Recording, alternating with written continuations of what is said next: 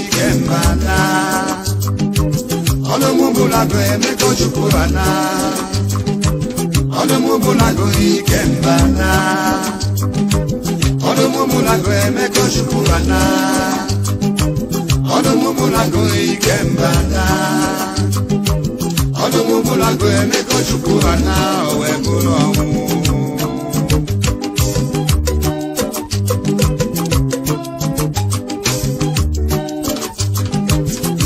Inagbameziokwo Onu nagbameziokwo N'ọnwụ gburu di memego di mego chukwu Onye butu ụwa mezi fedilia O mezi fedilia n'elu ụwa n'aba ọma ebulu ọnwụ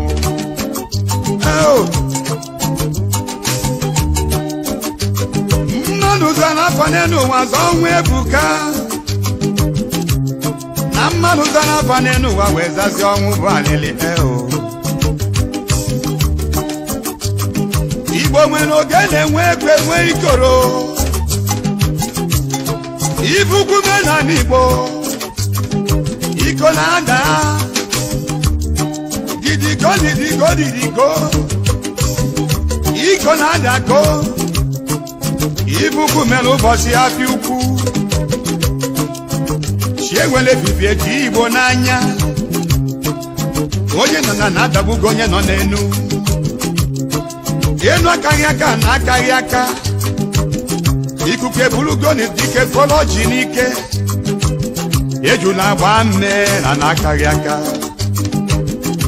Oke osisi chọlụ keleche egbe adago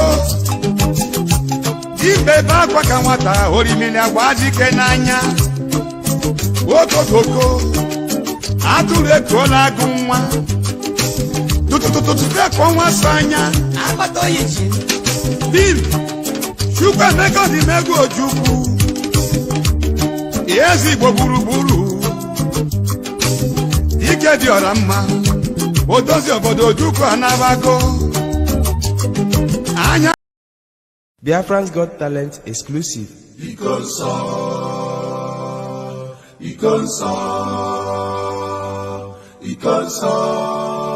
la dudo. Ikonso. As we continue to mourn the very great and talented Ikonso, which means the chalice of God, the Holy Grail himself. Umune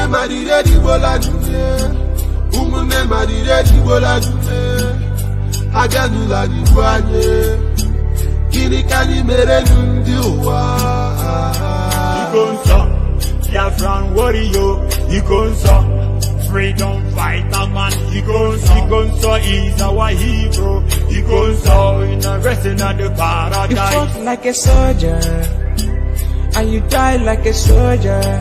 You never betrayed our motherland. Your legacy lives on. You are a gallant soldier, a fervent soldier, benevolent soldier. My brother, you will live on. Ikonso, you will live on. Ikonso, you are a hero. Ikonso, what you never had never needed people like you. Ikonso.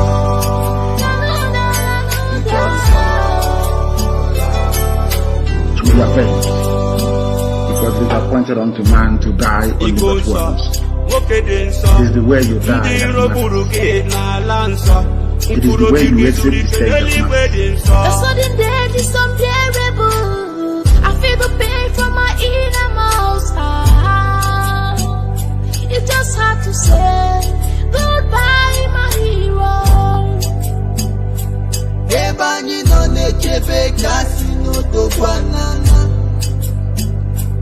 You left us, but you live on. On our board, Antequala Biafra, Njinji Jeji, Ala Juroy, Ian Lurta, ESN Commander Umunne Rarayanye Konsanwala. You are remorseless. You offended nobody, but they choose to keep you. You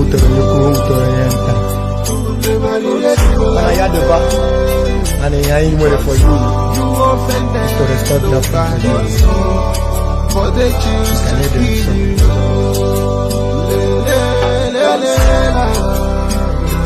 We revenge them.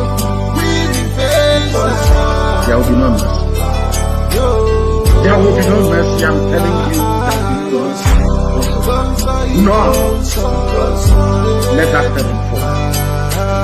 Let no one perish. That is the will and the wish of the Most High in the evening. Because your death will be remembered.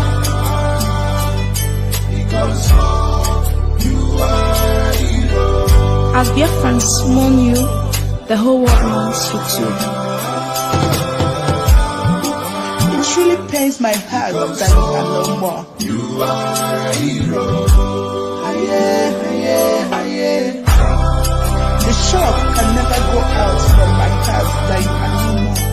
Continue fighting. You are a hero.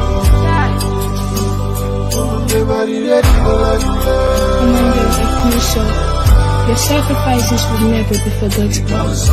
We will get Biafra. Reincarnate soon. And the council will be avenged without apologies to any idiot wherever in the world.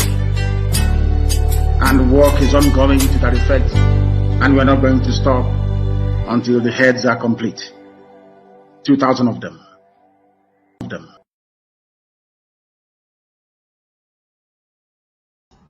Hello, Biafrans. Good evening, everybody. Good evening, fellow Biafrans and lovers of freedom. I want to welcome you to this wonderful evening interactive discussion. I'm going to try to make it as brief as possible. My name is Mazi Patrick DK, and I want to welcome you to Biafra Television. And it's also my pleasure to bring in our brother Mazi Solomon Peter, who is on standby for us to proceed with this program. Mazi Solomon, good evening and welcome to the program. Yeah, good morning from my end, Mazi Pat, and good morning to all our viewers all over the world, IPOP families, lovers of freedom, lovers of Mazi Nnamdi Kanu, and haters of Mazi Nnamdi Kanu. You are all welcome in this platform this early morning. At my end here, it is 4:43 a.m. in the morning. So it's my pleasure to be here, Mazipat. Thank you so much for making it possible for me to come. Thank you, Mazi Solomon. Thank you very much. Mazi, we'll be talking about series of issues. We'll be talking about the meeting that was held yesterday in Asaba by Southern governors. When we talk about Southern governors, we mean both the governors from the West, which is the Yoruba land, the WITHDRAWAL land, and the entire Eastern region. And we've seen the consequences of that meeting yesterday. I believe that after that meeting, security were withdrawn from the Eastern governors, including the River State governor. But we're talking about all these things. We'll be looking into them in perspective in our own way of looking into issues. Yesterday, a meeting was held where communique was reached, and a lot of decisions were made concerning the demand of the Southern governors to the federal government, including the banning of open grazing, which they keep on banning, by the way, because they have banned this open grazing over and over and over again without any form of implementation. Mazi Solomon, you saw what happened yesterday. In fact, people like us didn't even know that such a meeting was going to hold, but they held that meeting, And what is your view about the meeting of this magnitude? Your personal view, Master Solomon. Yeah, as everybody's view, opinion on this very matter also count. So I believe that my own view and opinion is not different. So, like as I always said, I'm not saying anything here in the representative capacity of IPOP as a movement. Everything we do here is our own opinion, sampling our own opinion, and giving the best of our advice. At any time, if it's useful to you or useful to anybody. But let me start from what Mazipat have just, the matter that he has just raised this morning at my end here is this. Yeah, it is very, very important, and we see it as a good development for the Southerner governors to have met after a very long time. So now it is a challenge to the people in the North, because that is not their dream for the Southerners. They always want to see us divided. They always want to see us, not being together, not valuing ourselves and valuing our people. And once they see us in that circumstances, then they are happy, because under that circumstances they see us as a conquered territory, as a place that they have already conquered, as a place that can never again come together as a people to move their life forward. So, but when they see us coming together, or when they see Oduduwa, Biafrans, and all Southerners coming together, it's a very big threat to them. So you can equally record it that Ariwa, what did they call them? Northern Governor Forum. They meet constantly. They meet constantly. But the only meeting in a while of the Southerners are now setting their heart ablaze. So that is very, very unfortunate. But in my own opinion, the meeting is a welcome idea. It doesn't matter the decisions we make, because all of these politicians, they are still seeing the problem that we are in the southern Nigeria. They are still looking at it as more of political than to compare to than to be compared to conquest, which we are pointing fingers on Fulanis. They are just seeing it as a political problem. They never see it as a problem of conquest. So that is just what happened. We are going to be playing a video to you, the comment that an Arewa man made as to regard to this very meeting. So for you to understand, for them, it's not a welcome idea. For them, it is not something that should have done without taking a permission from them. And from the view of this man, because they use different voices to speak. Sometimes it might be Garibashew. Sometimes it might be Mohammed, Lai Mohammed. They use different voice. Sometimes it will be Governors Forum of the North. So this man who was speaking here, which we are going to flash his video, I want you to see how they felt over that meeting that happened at Asaba. Mazipat, I will expect you to play the clip. Let's take the clip very fast. It will help. It will guide us to our discussion this evening extensively. And if you are following us, please help us share this program. Tag your friends, invite your friends, and make sure that this program go around, please. Because what we'll be discussing today is important for everybody. Because now we are beginning to see what our leader Mazi Nnamdi Kanu have been saying over the years, that the Fulani sees everybody in Nigeria as conquered people. They see the Eastern region as a conquered territory. And when you see their attitude in recent time, they are beginning to now come out in full to express that authority over the rest of us. Let's take a look at this clip, and this clip will create basis to our judgment and our analysis this evening. Is that Gandhi said, whatever you do for me without me is against me. Ask all those, whatever, 13, 15 governors that met in that hotel. Was there any of the Fulani leaders consulted? Any of the Fulani leaders consulted? So they are there making laws for people that they have not consulted. This is a problem with government. Disconnected, out of touch with realities of people. You must sit down and talk with people you are making laws for.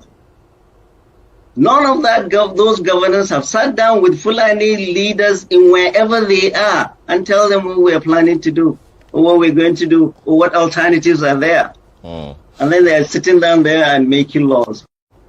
All right. Be careful. Mazi, please, let's not be in a hurry. Let's replay, because maybe some people might not understand. You know, sometimes people come in, they don't even understand the basis to this discussion. Let us take this clip again for the second time. Maybe some people will need a second replay to be able to grasp the interaction we are having here. Is that Gandhi said, whatever you do for me without me is against me.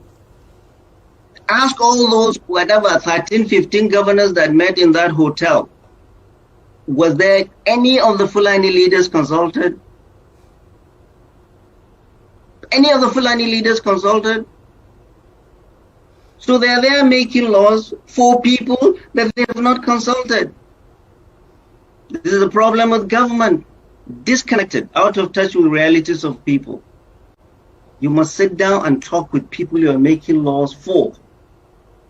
None of that those governors have sat down with Fulani leaders in wherever they are and tell them what we are planning to do, or what we're going to do, or what alternatives are there. And then they are sitting down there and making laws.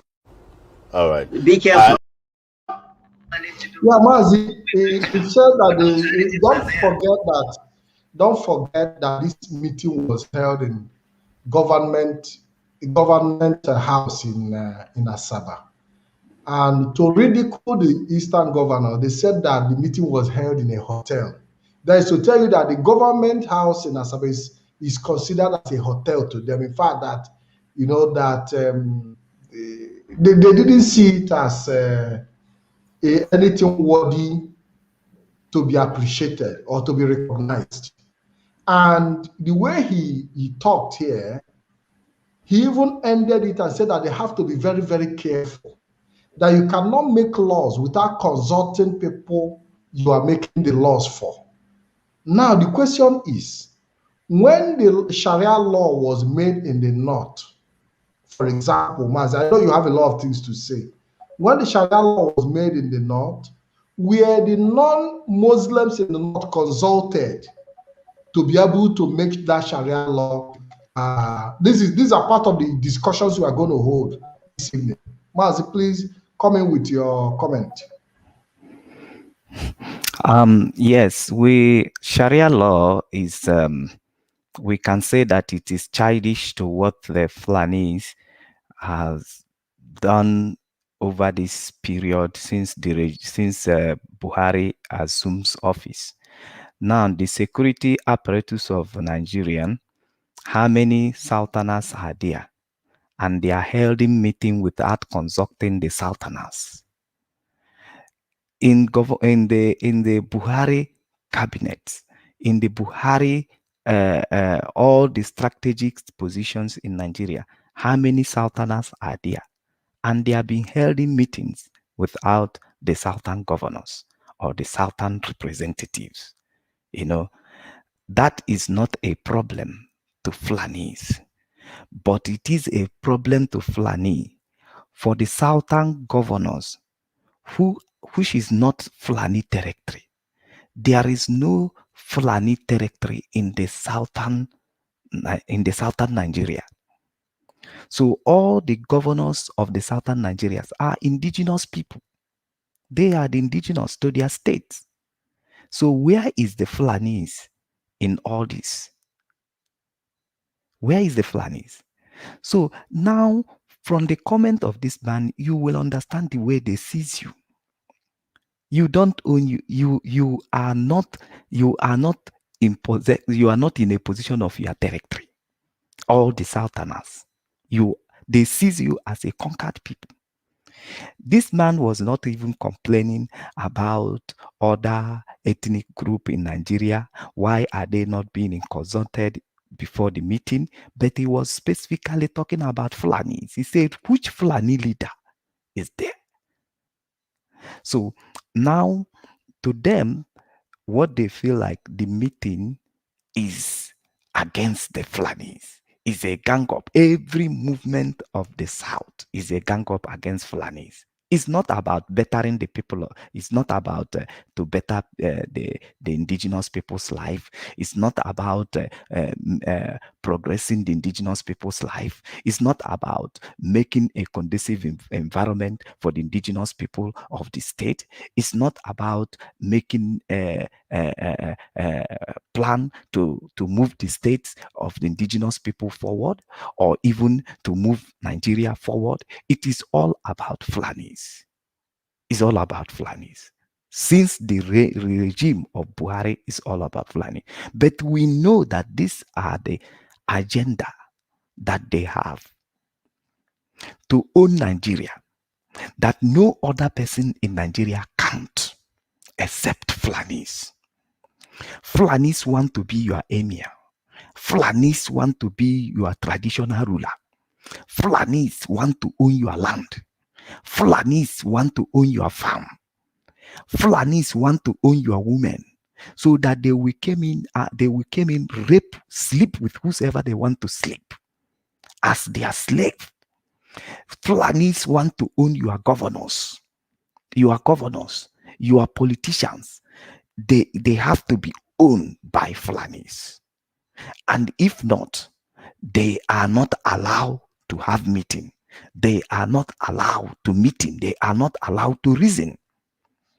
And this is the message that this man is bringing. And from this very background, we will be sharing this to you. So you will begin to understand. Maybe as the events are unfolding, then your eyes can get open to all that we are dishing out, talking about in this very platform, all that Mazi Nnamdi Kanu has been talking about. They did not see the Southerners as a party. They did not see them as a partner. They did not even see them as even an indigenous people who make up the Nigeria. They are just seeing you as a people who has already been conquered. Every permission has to be taken from them before you can do anything for your people. Mazi, you are seen as an infidel in the first place, because everything you see them do, every action you take is based on their religious belief and their fundamentalistic ideology. Mazi Solomon. Yes. We've seen the Fulanis assert their authority gradually, to the point that before any politician in the South becomes useful to himself, he must go and take oath of allegiance to the Fulanis. First of all, because before even taking oath of office as a governor, as a House of Representative member, as a House of Assembly, and what have you, Mazi Solomon, what are the grave consequences of, what the Southern politicians have put themselves into? Now, the consequences of this, and for us to be allowing these things to be lingering on or going on for a very long time, is to be able to empower Fulanis to continuously see us as a conquered territory, as a conquered people. As also These are the consequences. Continue to issue threats to us. Continue to see us as a people who can never have any right for their destinies. Now, after the meeting, they withdraw the police escort of all the VPs, governors, and the senators of the Southeast and also River State. Now, what they are targeting is all the Biafran land. That is their target. Their major target also, it is all, because they want to start it, it is all the Southerners. As the result of that meeting, they want to show them power. They want to show them that they control Nigeria. All the killing that has been going on in the north, all that the terrorists that they imported are doing to the people, to the indigenous people in the north, killing, destroying things, destroying even military base, killing all the people, both civilians and the military. Did you hear that the police IG withdraw escorts from the northern governors? Did you hear it? Did you hear that they did withdraw escorts from, they say, our police has died many, our police are being attacked, our army are being attacked by at the north, so therefore we withdraw police escort from the governors from the north? Have you ever had it?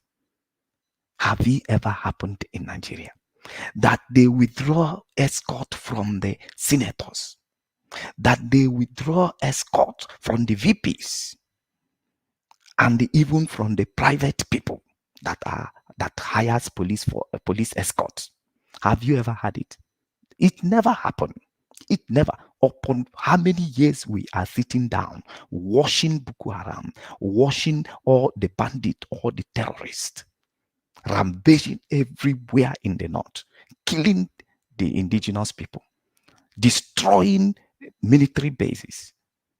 Yet it has not been had. But to prove to the Southerners, you are our slave and you will remain our slave.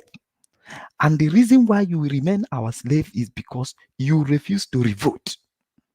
You refuse to revolt. You refuse to speak out. So we have accepted you as our slave. They withdraw their escort. And what was that message for? To prove to them that the only thing you have is your people.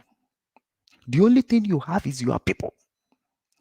Now, the property that these people have, which is their people now, are those people that they have used this police and the army to hunt and decree death over them. Now they want to make them vulnerable. They want to make them look like shit. They want to show them that they are the one in control. They are slaves.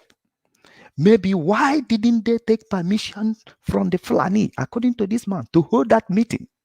Why should you, slave, have the right to hold the meeting? So for that, you will be punished. So that next time they will remember to take permission from Fulanis before they hold the meeting, because they are seen as a conquered territory. Has this happened in the north? Has any of the north negotiating with bandits? They are busy abusing human rights, kidnapping here and there, negotiating, killing. Even the constitution they say they swear to uphold, is it being upheld in the north? Is it being upheld in Katsina? Is it being upheld in Kaduna, where they are negotiating with people who are adopting students and all that? They are negotiating, giving them money. Is that what the constitution said they should do? But these people, their escort has not been withdrawn in all the atrocities. So many of them has been already indicted for being a sympathizers to to terrorist group, to the dangerous terrorist group that have been prescribed by the world.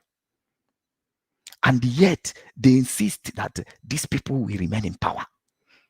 So many of them. Look at Abu Bakr. Imagine today, I will say to our people, imagine today that it is an Igbo people in the north that run into the bush and they be kidnapping, raping an Hausa Fulani woman, raping Fulani woman, killing Fulani woman, or killing Fulani man in the bush in the north. Imagine what would be the reaction of the Fulani. Imagine what the Fulani should be doing in Nigeria today. Imagine the treatment that Fulani should be giving to the Igbos who are peaceful even in their communities. But they only have right to do it in our own communities. They only have right to do it in your own community. Imagine if it is in their own community.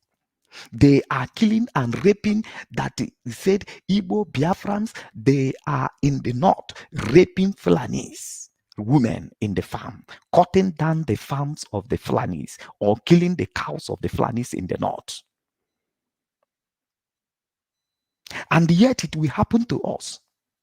Our governors will rather than facing the Fulani, standing up and speak out and fight against these Fulanis.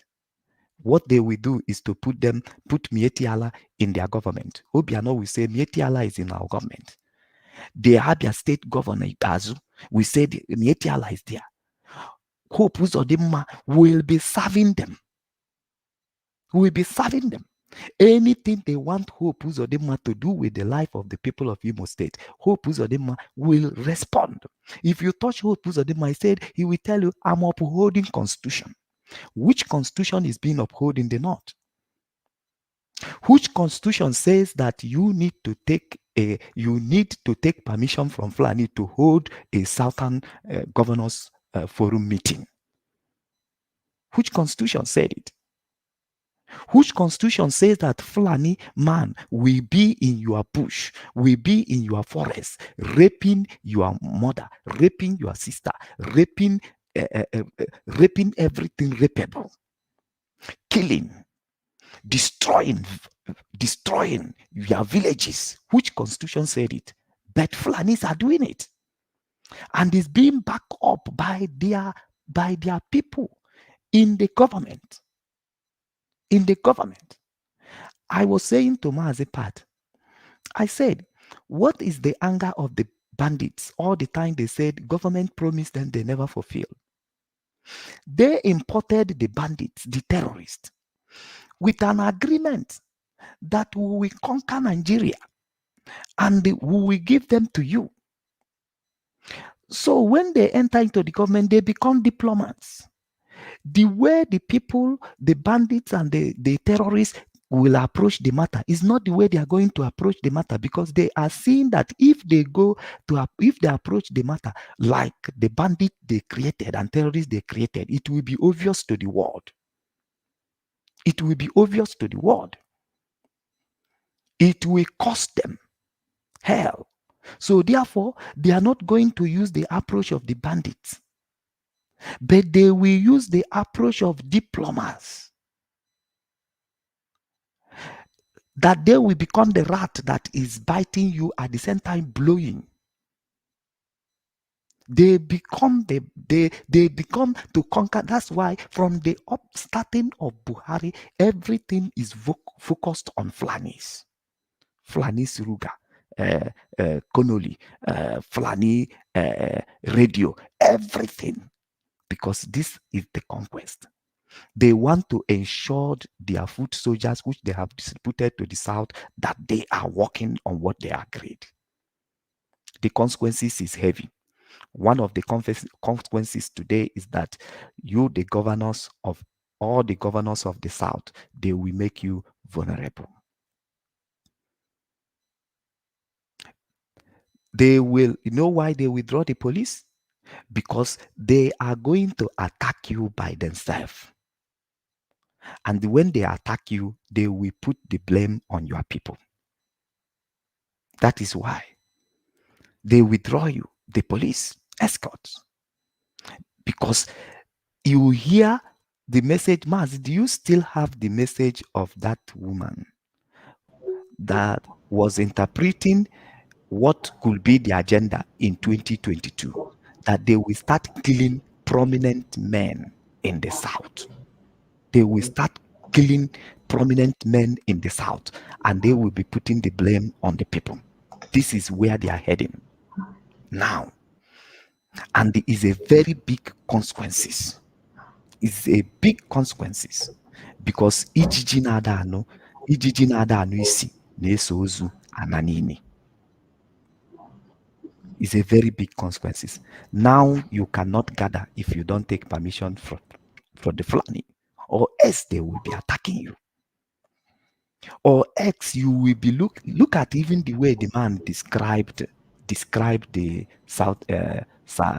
southern governors, those 13, 15 governors that went to, he just ridiculed them. He just showed them that you doesn't represent your people, and to us you are our slave. You are our slave. The consequences is high. They should understand it. Now that your escort has been taken, and now you are coming to your people that you have been condemning. You have been condemning. You have been sending police and army to kill. What do you think that will be your fate? What do you think that will be your fate at this very moment? These are the people you have published. These are the people that you have refused to yield to their demand. These are the people that you have refused to work out things that can progress their life. You have refused to implement things that could progress their life, because even the meeting that they are having, all that they are struggling now is to save the loyalty of the middle class, so that the middle class people will continue to be loyal to them. They don't care. Their meeting doesn't care about the suffering masses. It doesn't care about the insecurities of the life of the public. They just want to gain the support of the middle class people, so they will remain loyal to them, so that they can continue using them in the media, using them in a political arena to sustain their political ambitions, to sustain their political position. It's not for the masses. And look at where it's leading them. They started with Southeast. The place you call South, they have joined. They will join it very soon. And the place you call Yoruba land, the West, they will join very soon. All the escort, Now, they will, but that can never happen. Maz, let me ask you this question. Now that the Fulani have withdrawn security from their boy in the north, in the south, while we wait for Mazi Solomon to return back, I want to ask him a very simple question. Mazi, you're back. Now that the Fulanis have withdrawn security from their slaves, the children, their governors, their children, because I consider these governors as Fulani children. Now that they have withdrawn the security from them, what do you think is the best thing for the governors to do? Now, we have offered so many advices to the governors. They need to understand that the unity of Nigeria that they are pursuing is a failed project. They need to understand it. That is the number one thing that they need to realize. If anything can happen that will be a good news to them, is for them first of all to realize that one Nigeria project is a failure. They need to acknowledge it. In our last program, I said Agui Ironsi and Emeka Odumegwu Ojukwu, our spring leader, They defended Nigeria during 1996, during 1966 coup. They defended Nigeria. They put their life online to have one Nigeria. But I asked a question. How many years does it take? How many months did it take for Nigeria, the same one Nigeria that Aguirunsi defended in Lagos, and the one Nigeria that Ojukwu defended in Kano? How long did it take for Nigeria to be very unfair to them? How long? L.S. Okwueme said it. He said he thought that it worth it serving Nigeria. But he never know. A man who was worthy, who was successful, he came back to serve his nation. How long does it take Okwueme to realize that Nigeria is not being fair to him? How many months does it take Aguirunsi to realize that Nigeria was not fair? How many months does it take Emeka Odumegwu to realize that Nigeria he defended was not fair to him and to his people? Talk about Adakaboro. Talk about all the heroes in the Riverine area who have served this Nigeria with all their heart. What did they come back with? How long did it take them to realize that this Nigeria were not fair? Talk about the Middle Belt, who with all their heart, Benue people, all of them in that axis, Jukun, all of them, they gathered together to support one Nigeria, to kill Biafrans, to destroy the Igbo land. How long did it take them now to realize that this Nigeria, the same Nigeria they fought for, is not fair to them? It's not fair to their life. It's not fair to their community. So number one thing that our governors and our politics, if they want to save their life, because I want to tell them here, and I will not, without fear of anything, the people that they left them with now, we kill them. Because, why should I say so? Because it is not about today, it is about yesterday. Because what you did yesterday is awaiting for you for today. Yesterday determined today. Some people said yesterday is gone. Yesterday never go until you make a proper turning. Yesterday can never go until you do something different with today, so that the repercussion of yesterday will not be found in another day ahead. But the governors have committed the worst crime against their people. The worst crime. They have committed their worst crime. Forget about the politics of flyover, because they want you to see one thing flyover so that they can continue to manipulate the middle class to support them into securing political offices. How have the life of your people, since you enter into that governor post, your life has improved individually. The life of your family has improved individually. They are happy. They are having water. They are having electricity. They are living in a better home by you being a governor. How have you improved the life of people in your state? Forget about flyover. Forget about all these mini projects they are doing just to be deceiving the middle class that are still seeing food to shop. How many people are eating 3 square meal in your state? How have you been able to affect the life of your people generally? So it is a very dangerous. Mazi, I want to drop this comment so that it will be clear to anybody who will listen to it. Because I want to ask you so many questions. Go ahead. I know. The point I want to make here is this.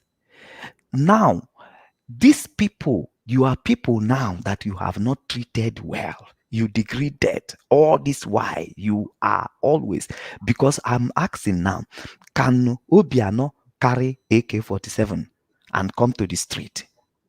Can he carry AK-47? But he conquered it and they put it on police and the army. They come out with their AK-47, hunting his own people, killing his own people by his own instruction. Now they withdraw the police, they withdraw the army and the escort, and you are left with your people. Now, do you know how dangerous it is? These are the people you publish. These are the people you cause their problem.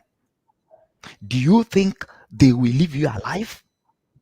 Do you think they will allow you to escape? They will kill you if you refuses to embrace change. First thing that they need to realize is they need to realize that there is nothing like one Nigeria. They need to come back to fight for their fatherland. They need to come back to fight for their states. They need to come back and fight for their territory. That is all that they need to do now. And if they don't realize this, then they will be affected badly. So that is my response to your question. Thank you. Yeah, thank you very much, Mercy. But from the way you are speaking, do you see the governors are people who are ready to actually, at this point in time, start doing the bidding of their people, and not just start doing the bidding of their people? Do you see the possibility of even the people reaccepting them? You know, considering the atrocities they've committed against their own people.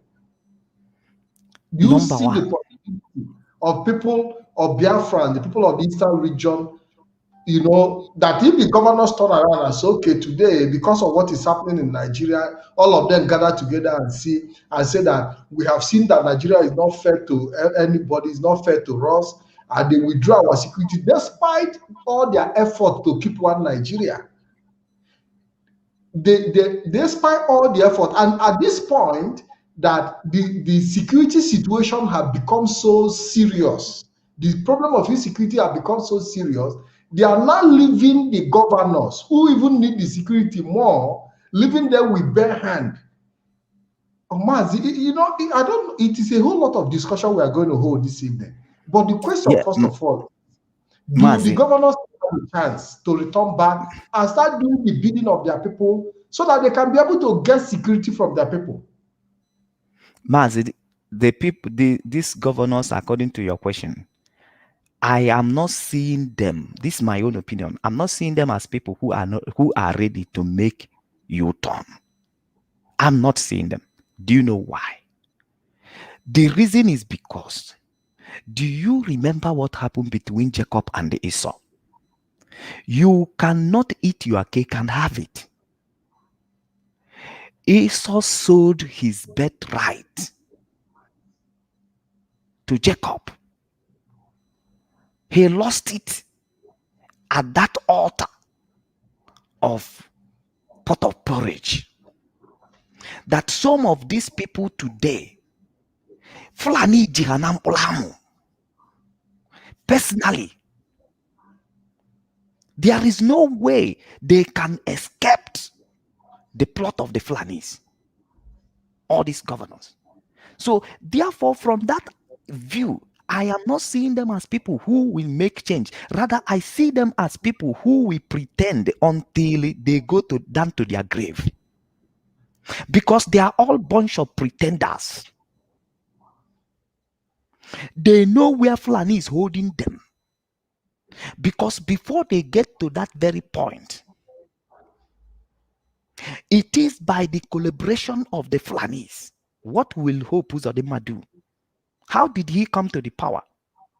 Fulani concocted it. All of them. Including Willie Obiano. Including every one of them. So Fulani is holding them in a very bad place. That is why they have all the boldness to be coming to talk to them like a child. They don't even regard them as honorable. They don't regard them because all of them, they are toy to them. They are holding them in a bad junction. They have their secrets. Okay, Mazi, are you saying that because when you make a man what he is, you don't regard him, no matter his level of achievement, you don't regard him because you made him what he is? Are you saying that all these things we are seeing playing out now, and the way the Fulanis are disrespect, even especially with this clip that we watched, it's a very big disrespect to all these 12 governors, including all the Yoruba governors and the Eastern governors. They have shown them total disrespect with this clip that we played now, that they went to hotel, that they are supposed to consult. Does it mean that the Fulanis are trying to tell them, we made all of you governors. You didn't come to become governor through the vote of your people. Is it the message they are sending across to them? You have said it. And that is what we are bringing out to the people here. All your politicians are pretenders because Fulani, they are the one in control of the INEC. They knows all the back doors, all the corner in which these people come. So they knows all their secrets. They compile it. Anybody that say that his head is hot, once you step out, they will bring out your secret. They will bring out your secret. I call the whole thing. All of them, they are pretenders. They are a bunch of pretenders. Do you see Osibanjo today? Do you see the way they intimidated him? A professor of the law. They squeezed him like a handkerchief and they pocketed him. Is he speaking out? Is he speaking out? Did you remember when it was Atiku and Abubakar, Atiku and Obasanjo? You know how Atiku came out and fight. Does Obasanjo does he stand that position? Can he speak out? Can he confront what that needed to be changed in Nigeria today? Because Haji and Olamu, they hold him in blockers. They hold him in a very sensitive place. He cannot talk. The same thing with all the governors of the South. There was a video you requested. Let's take a look at this clip, please. Thank you. You have there's an agenda of, Obasanjo called it of Fulanization and enforcement of one particular religion against the rest. The world powers encourage them and tell them, look, we're behind you. Go ahead. They provide the weapons, and some local elites buy into that idea. And they begin a campaign of genocide, because this is what it is. If you carry heavy weapons unchecked, you go into the forest, you go into the ancient savannah, you kill people, you rape women, you kill children. What are you? You are committing genocide against an unarmed and defenseless people. And let me make this point clear. Under our Constitution, under our laws, and by the precepts of international law, global ethics, natural justice, and equity, the people who are about to die have a right to defend themselves. So they would be wise not to go after Igboho. You should leave that man alone. He's a hero of his people. When you say world powers, can you hear me? When you say world powers, there are some interests, foreign interests, trying to destabilize Nigeria. Are you saying that Nigeria's government is in agreement with them? Are you saying the government of Nigeria is in connivance with these world powers to destroy Nigeria? I didn't say the government. I said some of our elites. There is no doubt about it. But there's a government in place to checkmate that kind of activity. And, well, but they are not doing it because some of the elites who operate there believe that they have an agenda of Fulanization that they must carry out in the country.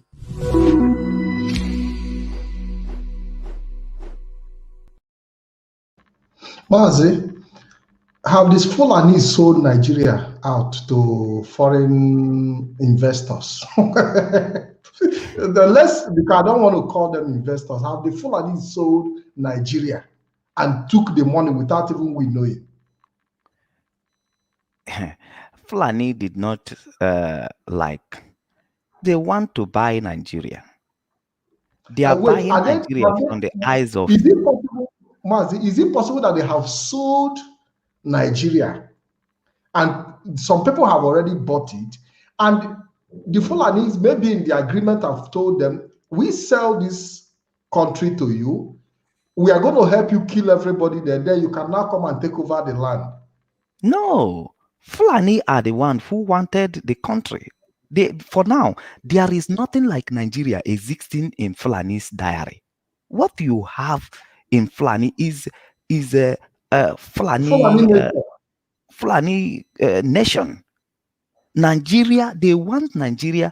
The agenda is to have Nigeria as the international communities that this man is mentioning about here is all this Arab world who have all these terrorist tendencies in their countries, all these terrorist countries. They connived with the Fulanis. Because in our next program, which I said to you, we will be talking, we will be flashing a lot of video to you to see and the judge, is this the Islamic religion you are defending? Because every of their activities, we will bring it forward to you. You will now look at it. Is this the Islamic religion you are defending? Because you will see it and you will find out that if this Islamic religion, people did not supposed to be Muslim. If this what Islam represent, it's all about. Yeah, if this is what Islam represent, then there will be no mosque. There's supposed not to be any mosque close to your house. There's supposed not to be any Islamic school close to your house. We will flash it and you will say, I'm a Muslim, a good Muslim, and we will flash and we will show you, is this what Islam represent? If is this what Islam represent, then nobody should be an Islam. Nobody should be a Muslim. Nobody should be a Muslim.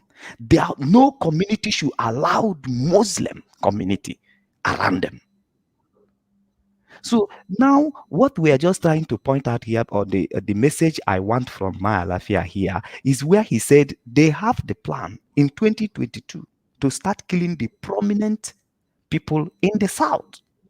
He said it, that they confess to him that they want to start the agenda of killing the prominent people.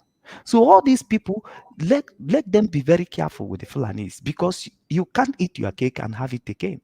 The best is for them to confess the truth. Even if they are the one who bring you in through a back door, at least tell your people the truth. The truth will set you free. Even if they don't want you in that position, let it just be that you fight a good fight of a good cause. Tell your people truth. Do everything to win the mind of your people by implementing what your people are requesting without fear of Fulanis. Because it's only your people that can defend you. It's only your people that can cover you.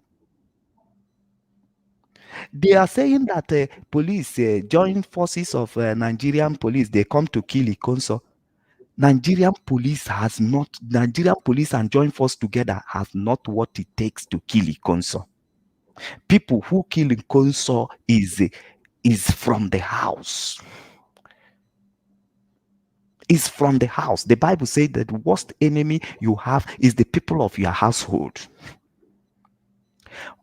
From the house, from inside, is where people connived.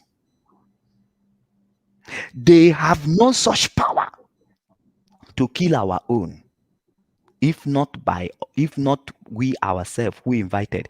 Look at this, all these mysteries. Mazi, next time we will have time, because I see people who are calling me, you are praying. The people who are IPOP, they are carrying charm. People don't even know what is charm and what is recipe. My father is a native doctor. A native doctor, I mean, so can I say a herb? How did you A call people? traditionalist. A A traditionalist. traditionalist. A traditionalist. Everything that God created is like the way you see the Westerners. Everything that comes together and they form a something is a recipe. A recipe. If you know how to mix the recipe, that is very simple. I can mix the native recipe of Odeshi. I can do it. It is you knowing 1, 2, 3 that you can bring together. That is a combination of energies. There is only one single leaves in the forest that when it touch you, you will lose your road. You will lose your way in the forest. You need your direction, yes. But do you know another thing that very leaf does? When somebody who knows the recipe will take that leaf. Now, the first person that make Odeshi is in the Bible, is God Almighty. Psalm 91. Go and read it. Psalm 91 is Odeshi. 10,000 shall fall by your left. 1,000 shall fall by your left, by your right. 10,000 shall fall by your right. None shall come near thee. Kedihobo, Odeshi. Now the secret of the Lord belongs to them that fear him. To people that he gave the power. They are the people who knows the recipe. Because God has already created it that 10,000 will fall by your right and 10,000 will fall by your left and none will come behind it. It's already an existing recipe. Let me not go there. But I wanted to point out to all these governors, now they are in danger. The only thing that will save them is to confess the truth and free themselves from the hands of Fulanis. They need to. That money, after what shall he profit a man? He gained the whole world and he loses his soul in hell. You, because you want to retain a position because of power, because of money, you are telling your people lies. You are lying for people near, whereby endangering your own life. Maz, in a situation, we've not even, their crime is not only about lying to their own people. The major crime is conspiring to kill their own people in the name of keeping Nigeria one, in the name of protecting the constitution. They take orders from the Fulanis to kill their own people. I mean, this is the worst crime anybody can commit against their own people, Mazi Solomon. Because there are two things that you lie to your people. You could lie to your people, maybe for certain purposes of, I don't know. Mazi, let me tell you, Mazi, there is no need of beating around the bush. You don't know the consequences of lie. Now, the consequences of lie is this. When you lie, then you commit crime to cover the lie. That is the consequences. That's why you shouldn't lie in the first place. Lie is a terrible thing. It's not a small sin to lie. When you lie to a woman that you are this and you are that, the consequences of that lie is that you need to do other terrible things to cover that lie. Because anybody that lies doesn't want himself to be exposed. That is the consequences. That's why you shouldn't lie in the first place. You shouldn't lie to your brother. You shouldn't lie to your sister. You shouldn't lie to your family. You shouldn't lie to your church. You shouldn't lie to IPOP family you belongs to. You shouldn't lie to Biafran struggle. You shouldn't lie to the people of your state. Because it will take a big crime. It will take a big crime from you, committing a big crime to cover those lies. So Mazi, so what you are trying to say is that everything the governors, they are even with their aggressive attitude towards their people is to maintain the lie and subdue the truth. Is that what you are saying? That is the pure truth. And that's why I start by saying they should come out clean and tell their people truth. They will do everything. They will commit high level of crime just to cover the lie they have spoken.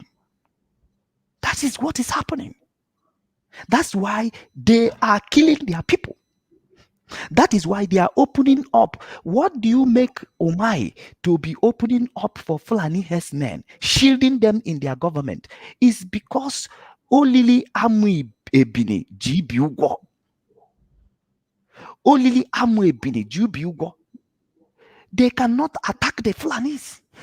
Why? Though they know that they are terrorists, though they know that these people are killers, they are rapers. What other crime can be bigger than people who kill human, who rape? Do you know the crime of rape in the Western world? Do you know the crime of murder in the Western world? And the Fulanis are committing it against your state, and you are employing them in your government, covering them, shielding them. Nobody should. Nobody should. Came out in the public to say he protected, that they protected the Fulani herdsmen in the eastern region. That nobody should touch the Fulani, the killers in your communities. Why? Because they are committing that crime to cover their lies. Did they win election? Did they supposed to be governors of the state? Did they supposed to be the elite they claim?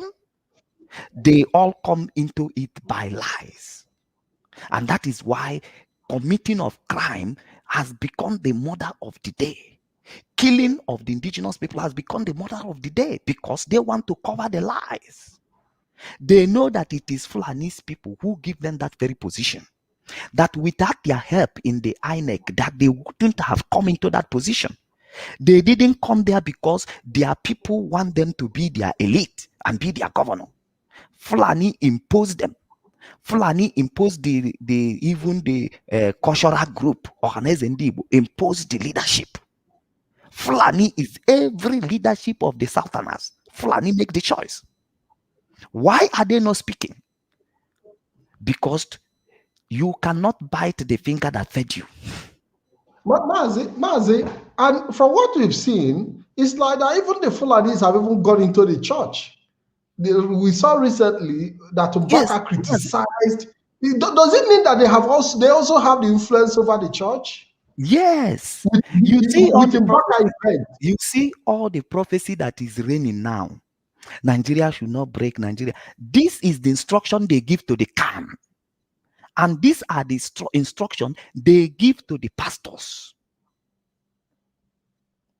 Don't speak against Nigeria, or else you will be punished. Because why? Most of the business that these people have, like as Wazirike is trying to protect his business, he said non-violence is deceiving the Igbos that are giving him money. We are non-violence. He's under that cover. But his intention is to protect his business, to protect his hotel business, to protect his school business, because he doesn't want them to, he doesn't want the Fulani to go and destroy it and destroy his business. For the interest of his business, he will withdraw every forceful agitation that will address the problem of Biafra. He will tell you, oh no. That is how they behave. All the pastors, most of the things that they got is because the Fulanis are overlooking them. They are overlooking them. They are the one giving them that. They know where Fulani are holding them. That if Fulani rise against them today, they will lose so many things. They will lose their properties. They will lose their money. They will lose their investment. So Fulani is in control. If you speak against Nigeria, you will lose what you have in Nigeria. You will lose. They will take it over. The same way they are threatening you, threatening Igbo. If you dare ask for Biafra, you will lose your investment in Lagos. You will lose your investment in Kano. You will lose your investment in Kaduna. You will lose your investment in Kebbi. That is the same way they go threaten everyone. You see them threatening the southern governors. You gathered with that Fulanis who give you that order, who give you that authority to gather without inviting Fulanis or without letting Fulani know. So the church has been intimidated. Your pastor doesn't do, most of it. I have been in that position. I have served pastors. I know. When it comes to the altar, you want to tell people what you wanted them to hear, but something is happening behind. Pastor will just finish telling the church what he want them to hear. He will go to house and continue beating his wife. Continue beating his wife. And the wife, because he wanted to carry the respect that the church has given to him, she will come out and she will mute, because she doesn't want to lose respect. She doesn't want to lose mommy position in the church. They will come out and they will tell people what they wanted them to tell, yet they are still dealing with ritualists. They are still dealing with occultic people. They are bringing money to them and they are loving the money. They are still dealing with evil politicians that has killed and shed blood for them to occupy their position. They are coming, giving them money. When they come to altar, they will speak to the poor masses what they want them to hear. Because this language, you can even see some of the artists, they will come, they will speak in tongue. You can learn the language of the church.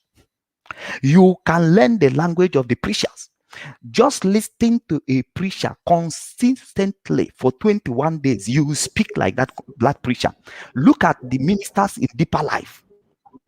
When they preach, they will speak like Kumuyi. Look at the ministers in Winners. When they preach, they will speak like Oyedepo. They will talk Oyedepo's language because they read Oyedepo's book, because they listen to Oyedepo's tape, because they sat down under Oyedepo and he speak to them. Before you know, you will lost your originality. You will lost who you are originally. I am brought up from Deeper Life. I'm brought up from Washman. I speak like Chukwuemeka or Hanebo at the time. If I want to pray, wash all the washmen.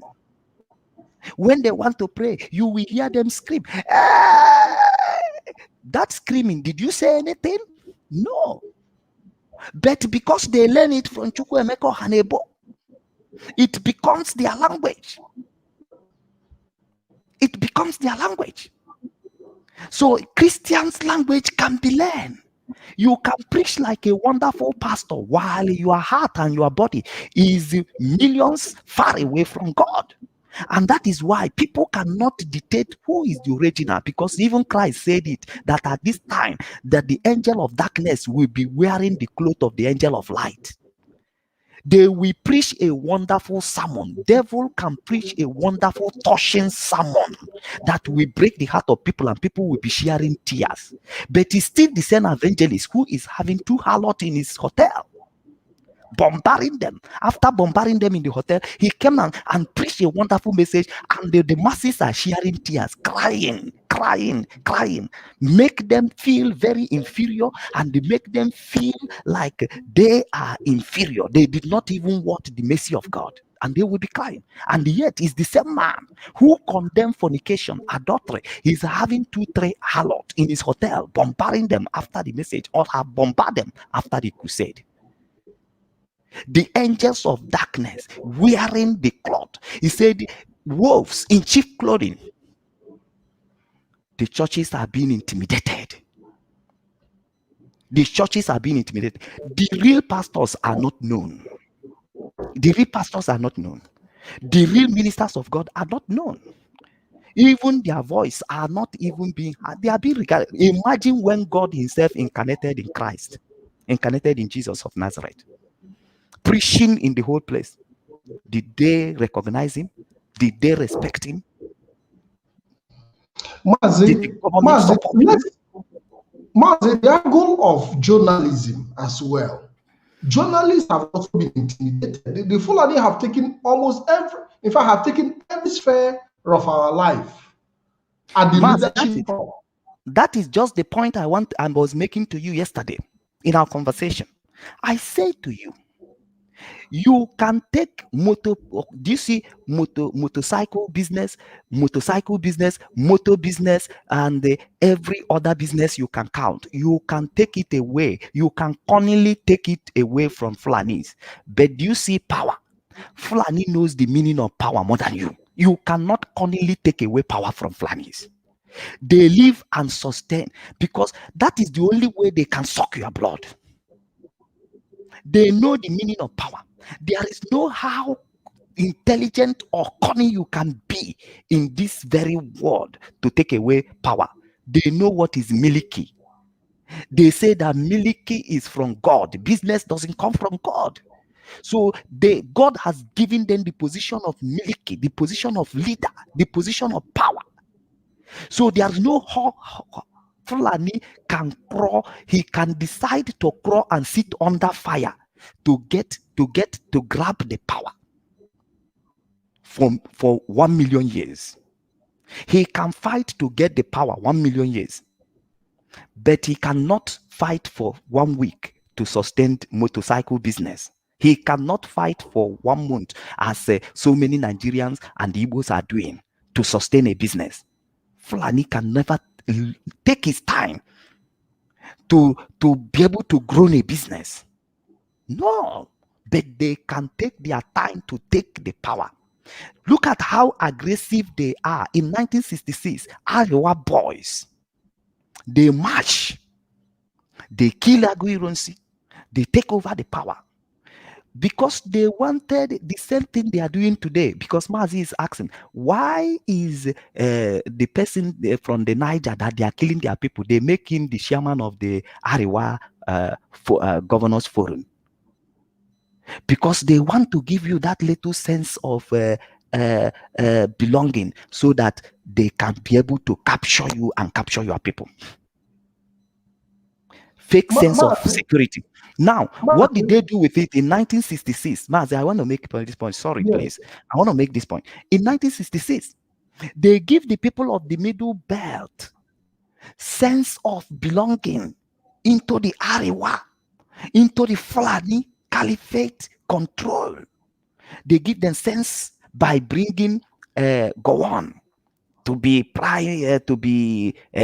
Nigerian's president. So that they will capture all these places where they are doing the killing today. So that they will capture them.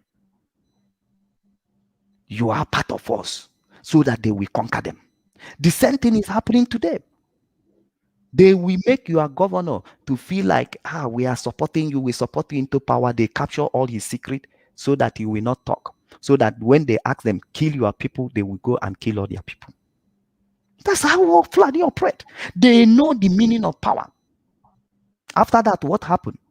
They take over the power from Gowon.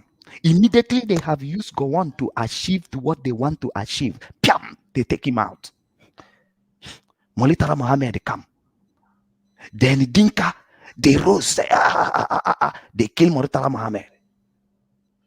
After Molitara Mohammed, because of those crises that is also happening in the West, and that they bring in the smuggle of Obasanjo, so that they can use it to capture Fulani, to capture Yorubas. And after they have captured Yorubas, they bring a Fulani. Mazi, the way you have described the Fulani hunt for power, the way you have described their desperation for power, is it the reason why they actually went as far as creating another Buhari? Because they felt that if they consider the mistake of Yaradua, that if such a thing repeats itself again, that they might never recover. Is it why they went as far as creating a fake Buhari because of their want for power? They can do anything to retain power. Mazi, they always walk towards the agenda. They might go corner, Ruga, this, but they want to arrive in one thing, the conquest. Now, how many Southerners has been desperate of that position like the way Buhari has been? Because there was a mission that Buhari came to achieve for the Fulanis the time he kicked out the Shagaris government. Shagaria. Because they are seeing Shehu Shogari not, being fit enough to achieve the agenda. They move. They kick him out. Because they see somebody, a wise man behind him, Elese Kweme. They have watched. It seems like Elese Kweme is gaining influence on Shagari. It's like Shagari, they don't take like the way Agui Ironsi was doing when our people were calling him. These people were not the same. Something is going wrong. Do you know that if it is Fulanis, they will not give Agui Ironsi chance? They will kill. Once they see that you are not working towards the agenda and they send you signal, you are not understanding it, they will kick you out. They will kick you out. This is how they do.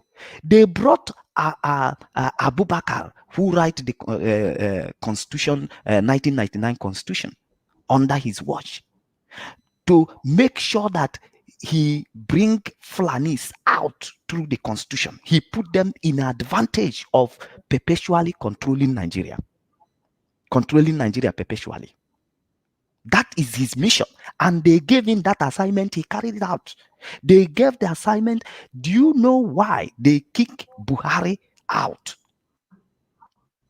They kick him out in the first place. The influence of this, because of the influence of his chief of army staff. What is his name? The Yoruba man. Idiabo. Because of the influence of Idiabo. That's why they kick him out. That's why they overthrown him at that time.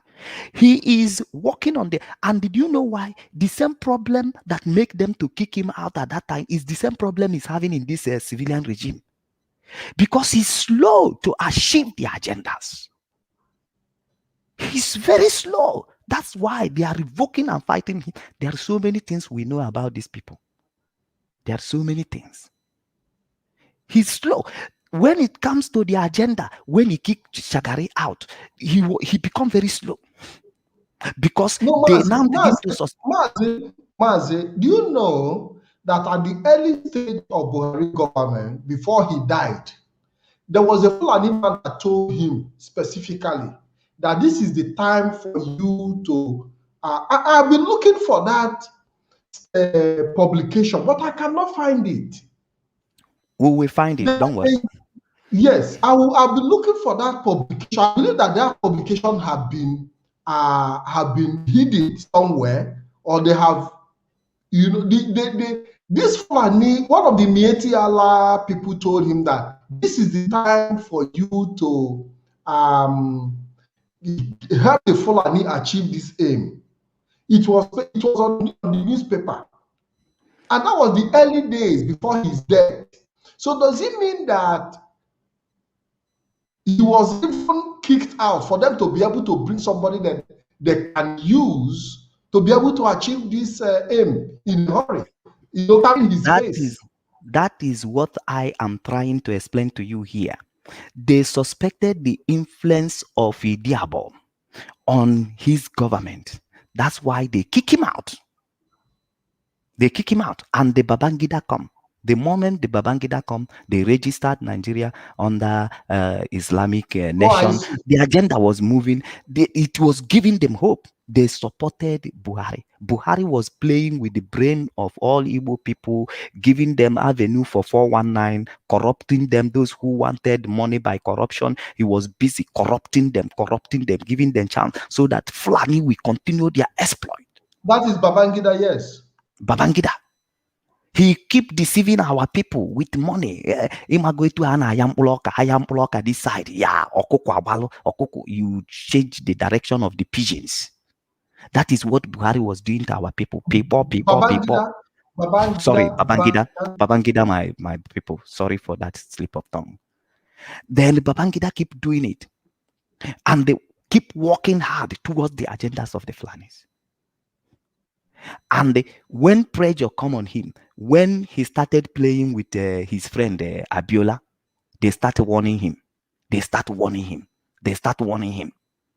And the Abiola insist in that election. They go through. Buhari, what did he say? He said there is pressure on him. Who is pressurizing you?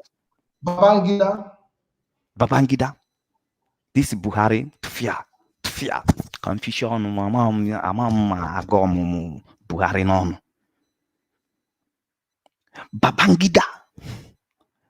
He said he came out for annulling June 12th. He said he's under pressure. Who is pressurizing him? FULANIs.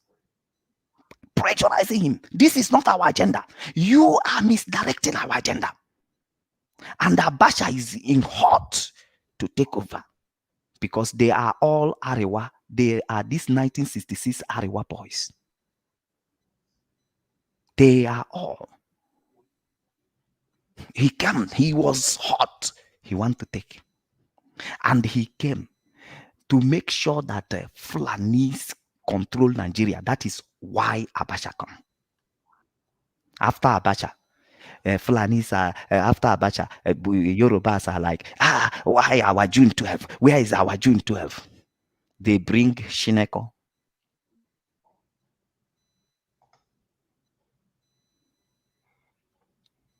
So all these things are deception of the Fulanis because they want to remain in power. They know the worth of power. You can't mess up with them. You can't mess up with them when it comes to power.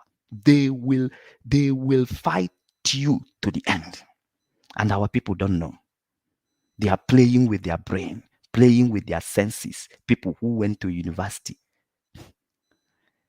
By the way, I have to appreciate a Fulani man because he's the one who make me governor. He's the one who helped me to become a senator. After meeting him, he talked to one person, one person to the INEC, and I was put through. And you think that your life is saved by doing so.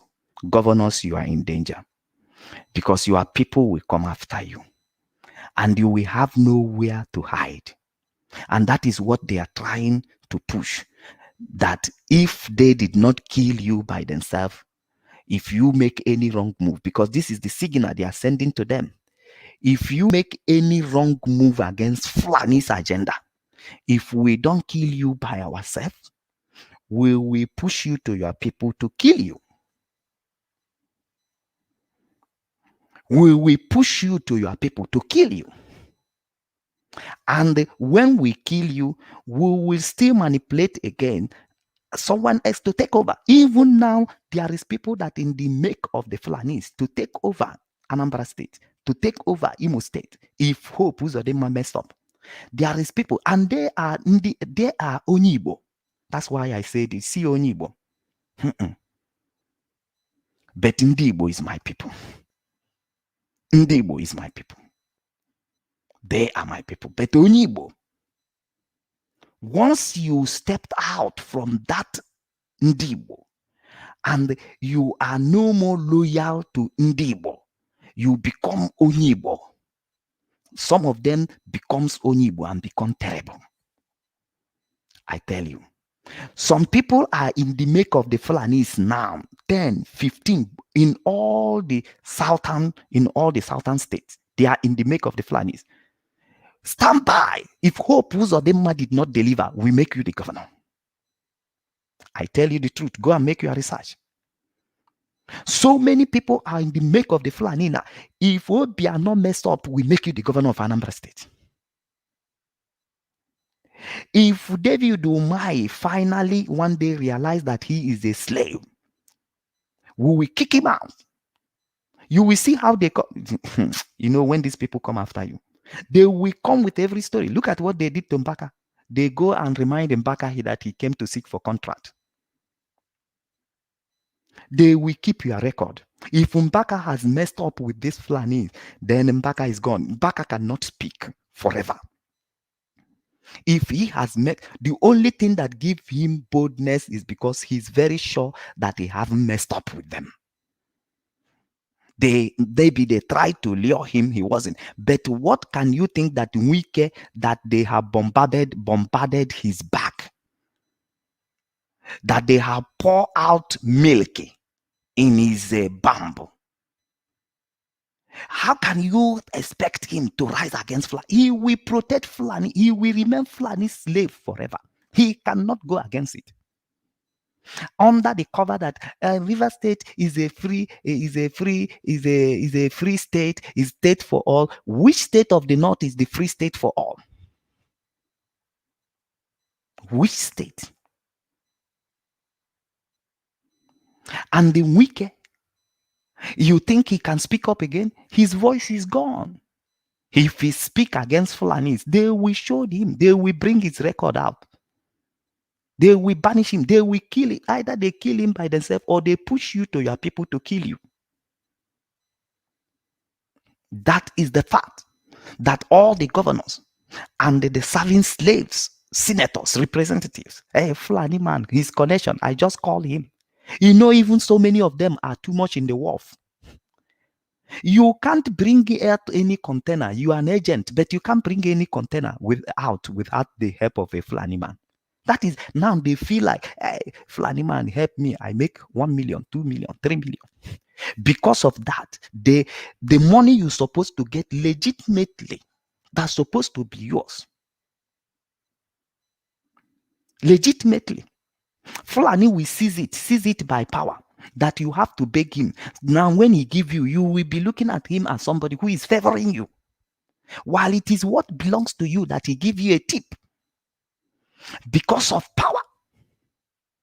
And so many of them will be feeling, hey, connection of Fulanis, I got million, I got. But that is what's supposed to belong to you. Did you supposed to ask Fulani connection before you get it or before you get the job? But because they have taken your position and make you ignorant, what they will now, when they give you that tip connection, they will turn your face against your people. They will tell you, who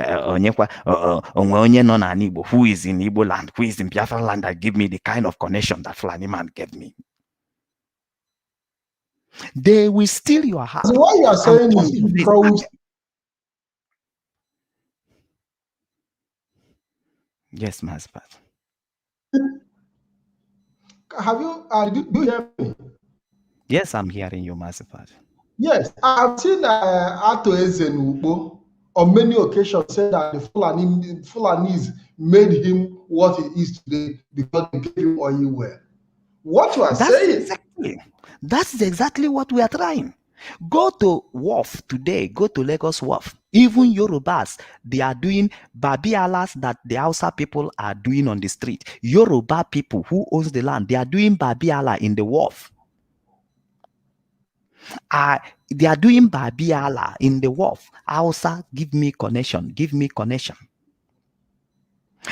The Igbos who are there, they are doing Babialas to Fulanis, give me connection, give me connection. When they get the contact of Alhaji in the Wharf, if you see the way they used to jubilate, like Nigeria has become good. Does it supposed to be so? These are the things you need to fight to liberate yourself. What is it? Bob Marley says is a mental slavery. Mental slavery. Why do you have to beg Fulanis for it in the first place? Something that legitimately belongs to you is your right. They will seize it. They will take power and seize it. So you can't have it until you beg them. Look at the election you need to win in your state and become the governor of your state. Fulani will seize that opportunity. That you cannot be there until you come and pay you come to them. Loyalty. You come to them. Until you come to them. Until you come to us. These are the slavery that IPOP family, under the leadership of Mazi Nnamdi Kanu, these are the oppression they are fighting against. Why can't you allow level playground for everybody? Why should you hijack power only to oppress others? Deny them their right. That when you give them tip out of what should be legitimately belongs to them, they will be jumping up. Like a NEPA, I don't know the name they answer now. Any stupid name they answer is up to them. When they bring light, you pay for it. They come and they tax you. You pay for the light. They're supposed to be giving you the light 24 hours. But they will slave our people. When they bring light, people say, up NEPA. Why up NEPA? They start praising NEPA, who denied them light for days. They start praising because they are mentally slavery. What's supposed to be your right? What's supposed to put you on the street and be questioning the government? Why you are not giving us light? Rather, they will reduce our people to nothing. When NEPA come, up NEPA, they want to come and jubilate NEPA that deny you light. NEPA that stop your business. You wanted to praise them. That is how they do. That is how people begin to deny we are not Igbo. We are not Igbo. Just because they want connection from. This is what the Fulani. Because they are seeking for Fulani's favor. This is what the Fulani Fulani identity to gain Fulani favor. This is what the Fulani told them. Just say that you are not Igbo. Come out and do the press release. Come out and say it in the media. We favor you. We put you in that position. Oh, what is that position? We give you 10% of the oil. We give you 20% of the oil.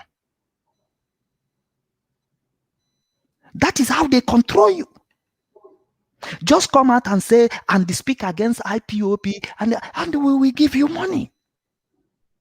The money that's supposed to belongs to you, belongs to the people of your community. They are giving you tip of it and enslaving your mind. Something you should fight against is something you are supporting.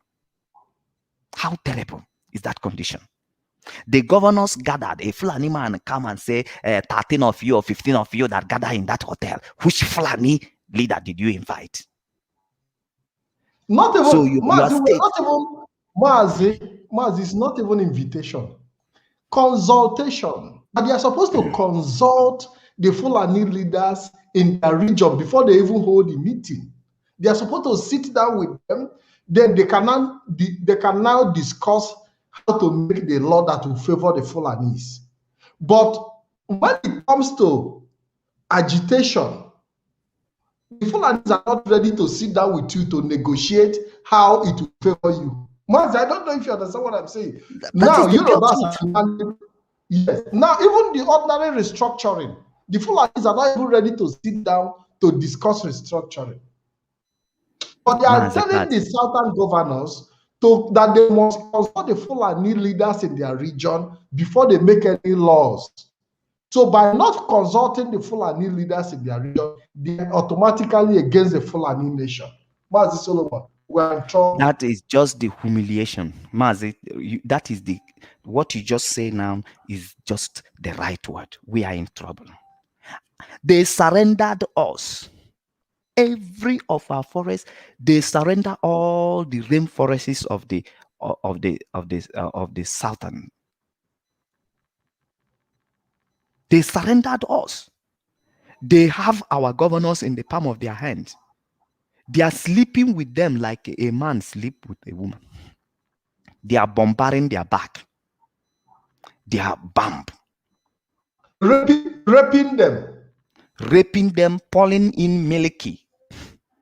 According to this comedian. Do you mean that the Fulanis are raping our southern governors? Yes. They are opening their back. Mazi, our governors, why they are weak, why they cannot think, why they cannot reason, because you will begin to ask. When the agitators were asking something that are simple, things that government can implement with ease, with the amount of resources that is available to Nigerian government to ability to create wealth, we requested for road, we requested for infrastructure. This simple thing, nobody shoot gun. Simple things that every government of the world does to their people. Fulani have not been able to implement in their government, the government that they are right hand in control. They are not implementing anything. Rather, they want to force you. They say, if you ever talk of secession, then we declare war. If you ever talk of a referendum, then you declare war. Mazi, do you know that our people have been reduced to the point that recently they even managed to open uncompleted airport in Anambra. And in the 21st century, we saw the Igbo great nation, Igbos, dancing and celebrating, dancing. They even took a masquerade, they took dancing group to Anambra Airport to go and celebrate the airport that that they opened. The airport is not even completed yet. It's an uncompleted building. And they are celebrating it, that they have given them airport. Mazi, this is an airport that if Igbos come together, we can build an international airport by our own resources. And even it will not even take a peep with the from us. kind of But today we have been reduced to the point that we yes. With the kind of money done Anambra, individuals owns in Anambra State. You know, I don't know. I have explained something in this very platform about a dog that they told us that this dog was under a chain for a very long time. So whenever people are coming to the house, the dog will bite and he will run to where the rope ends. Then he will come back. At a time come, they even remove the chain from the dog. But the dog, because his mentality has already been slave to where he used to be. So the dog will even run and reach to the same point, he will go back by himself. Why? There's no more chain. This mentality, slavery of the Fulanis over our people has totally blinded their eyes. That every tip, every slight tip from Fulani man, hey, they will be singing praises. Watch them during election. I sent you the video where they are being shared 1,000. Hey, see how happy. These are the money. Here where I am, there is what they call Centerlink. If you are not working, do you know how much the Centerlink are paying people who are not working, who doesn't have job? Here, every fortnight, they are receiving 170,000 in their account. 170,000 naira. If you convert the money they are receiving, that means every child that is not up to 18 years old here, that the mom or the dad are not working, are receiving up to 250,000 in their account direct. A child that is just 1 month, 2 months. That's what they are receiving in Australia. For maintenance. For maintenance. Personal upkeep. Then the government will build a house. If you are homeless, there is a house, low-cost house, where they will go and put you. And they will also be paying you Centerlink, be paying you the welfare. You will collect the welfare, take care of yourself. Do you know that even upon that, they will cover your hospital their hospital bills by Medicare? When you go to hospital, you don't need to be paid. You don't need to, doctor don't need to say your family should go and get money first before they can touch you. With your Medicare, they will treat you any kind of disease free of charge and say, go home. These are societies. You are not doing it for these very people that you call your state people in Nigeria. At the same time, you want them dead. You want them dead. Not just wanting them dead. We even see situations where they go about destroying people's businesses because, or maybe they say you are shading along the road, that you are too close to the road, you are occupying government space. We see them destroying people that have not received any kind of help from government. The government has not created any kind of environment for them to do their business or trade. Now, people find a way to trade along the road. You see them destroying people's businesses to return them back into suffering. Government are the people, the governors, the Southeast governors, South governors, Southern governors. They are wicked. And what makes them wicked is because they prefer to answer the slave of the Fulani rather than the servant of their people. They are wicked. And the Fulanis has already decreed, if we don't kill you, we will push you to your people to kill you. And that is where they are going now. Remember, you are being told that in 2022, they will start killing prominent men in the West. Your life is in danger as we speak. As you danger your people, you also danger yourself, because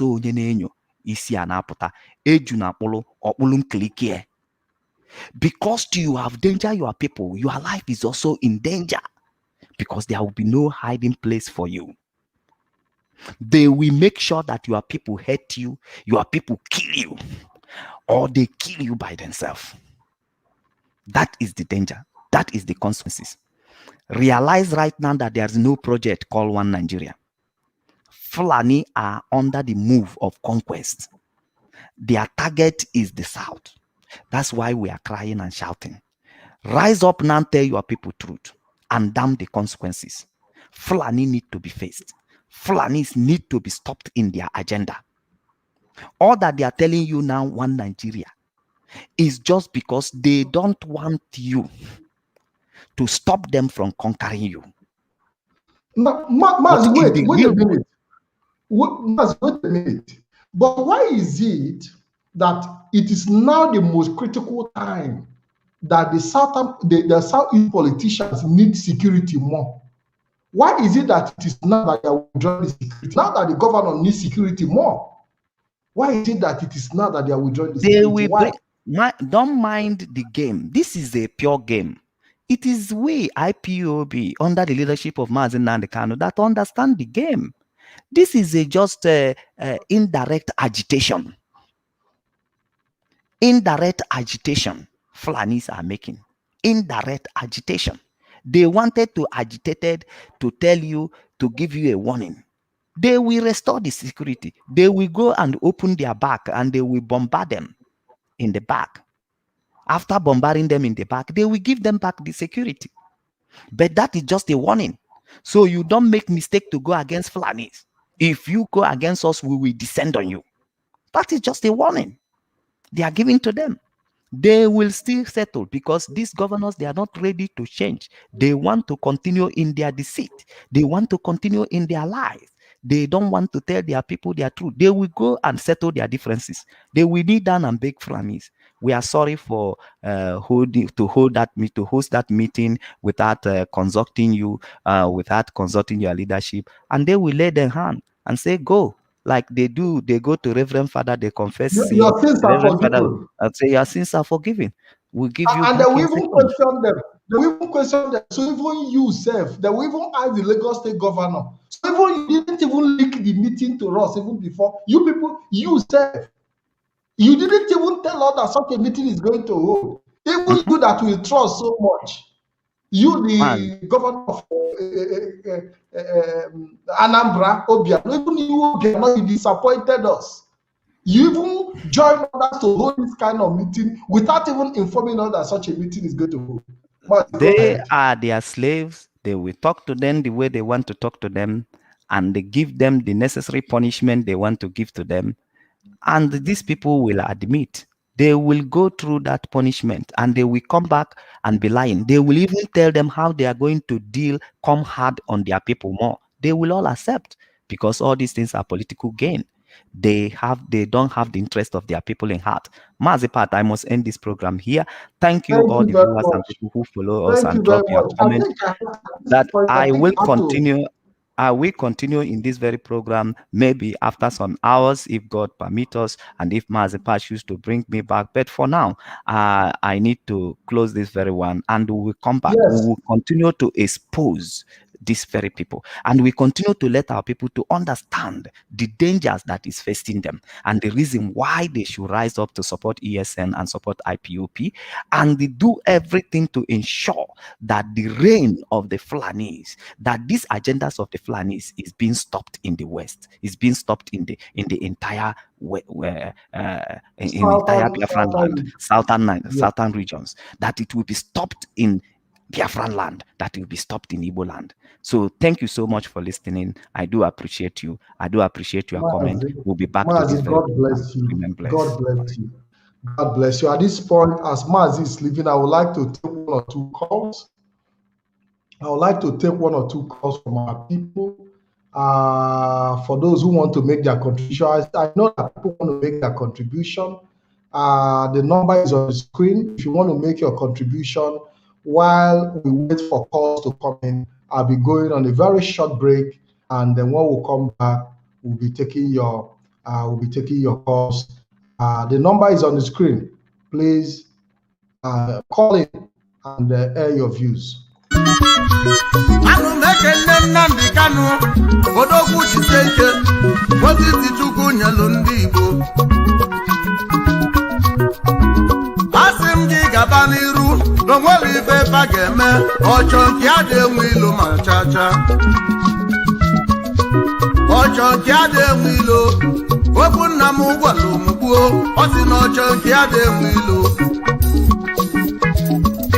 Imana nwata chọba nke ya akpọbi ya ajọ mmadụ mana nke nwa ka nwa na-achọ Chukwu okike ekwe na-asụ Chukwu okike so ga-eje na onwere ife ndị ya ga-eme ebe fa na-egbutere gị na operation fighters dancing na onwere ife ọzọ fa ga-eme maka na ọchọ nke adị enwe ilo ụmụ Igbo ka ịchọ n'oge anyị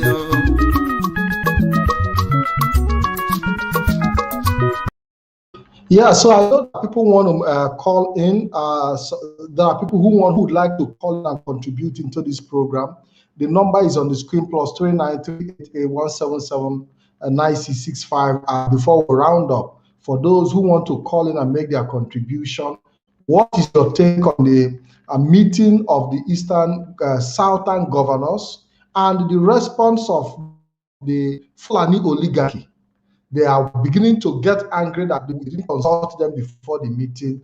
And it's important that all of us, add our voice to this conversation. So on that note, I'm opening the line for those who want to call in. You want to make your view, you want people to hear your own side of contribution, you are free to do so. Like why we take this is that Gandhi said, whatever you do for me without me is against me. Ask all those, 13, 15 governors that met in that hotel. Was there any of the Fulani leaders consulted? Any of the Fulani leaders consulted? So they're there making laws for people that they have not consulted. This is a problem with government. Disconnected, out of touch with realities of people. You must sit down and talk with people you are making laws for. None of that those governors have sat down with Fulani leaders in wherever they are and tell them what we're planning to do, or what we're going to do, or what alternatives are there. And then they're sitting down there and making laws. All right. Be careful.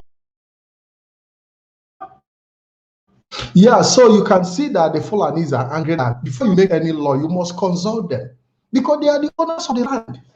They are these, and you can't just wake up in the morning, go and make laws without consulting the Fulanis. Let us take this call from the United Kingdom. Hello, caller, welcome to the program. Hello. Yeah, caller, welcome to the program. Hello, good evening. Yeah, good evening and welcome to the program. Good evening, thank you. Yes. Yeah. Oh, Madam Chimatara. Wow, I'm a from yes. Welcome to the program. I'm a from You're welcome to the program. Go ahead and make your contribution. Yeah, thank you. I was just watching Mazi Peters and a few minutes ago, and it was really interesting, the exposition you are making. May God continue to bless you all for your time, for all the sacrifices you're making. But there's just one thing that I just wanted to add to what you were saying. Actually, I believed what the explanation you gave with regards to the meeting, the Eastern governors, they just heard. But what I wanted to add is it could as well be to deceive us. It could as well be to deceive the people, the Biafrans that are agitating that they want to leave. Maybe this is a disguise to say, we're on your side, we're trying to do something to calm people down, to make people believe they are waking up. Those people are demons. There is no repentance for them.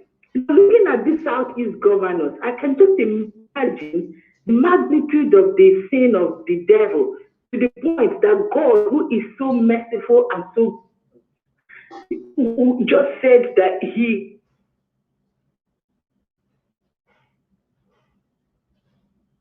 I think, I think our sister is having difficulty with her network.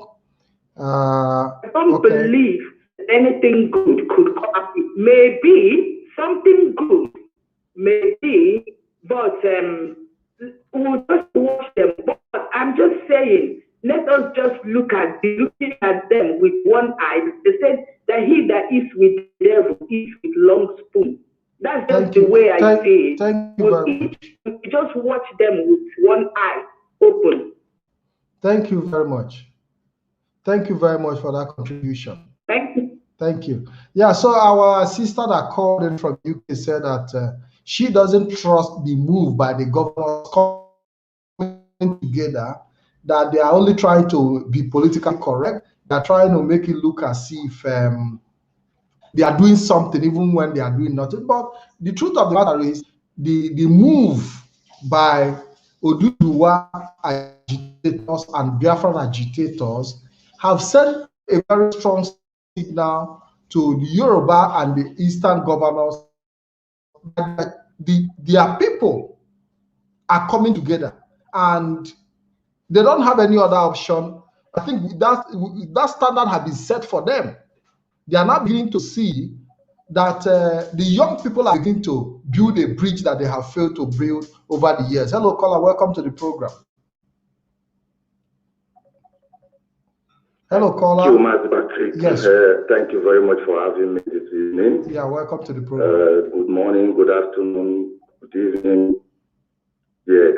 Good morning, good afternoon, good evening, all.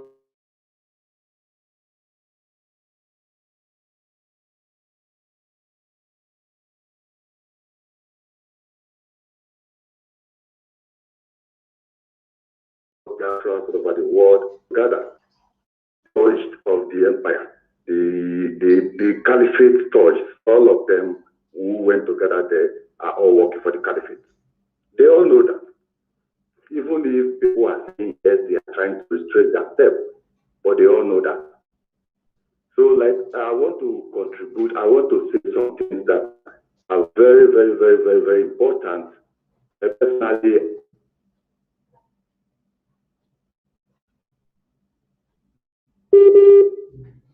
I think our brother here is having a network issue.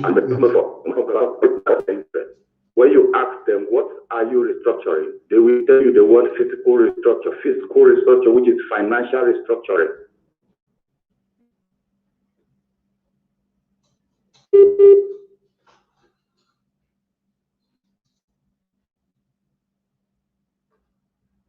I think our brother here is having difficulties with his network, and anybody who want to call in can call in. Yeah, so the Southern governors have come together, which is a very good one. A very good one. So it is now left for the people, to tell them, but they know already what we want. I hope that they will start playing to the dance of their people, that they will start doing what the people demand. The people are demanding for a referendum. Hello, welcome back. The line is like we're having network issues. Can you please turn down your listening device, please? The volume of your device. Yes, I have. Okay. Sorry, like I lost you. Yes. You have just 1 minute, please. So I'll ask a call. Okay. Yes.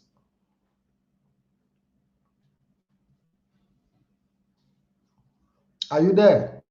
I can't hear you. I hope Yeah, go ahead. You are coming out. I can hear you. You are coming out now. You are coming. You are coming out now. Go Looks ahead. like you are going far from your mic, so I can't hear you. Just go ahead. Go ahead. Keep speaking. Go ahead. Okay, thank you. Thank you very much if I'm coming out loud and clear. See, what I'm saying is all Biafrans all over the world must remain focused. Most importantly, those from the place they now call South. They're forgotten that they used to call them South when they want to confuse people. Now they have agreed that South is even one, including East, right? And even the Yoruba, and even the Yoruba land, even the Yoruba land also is part of the South.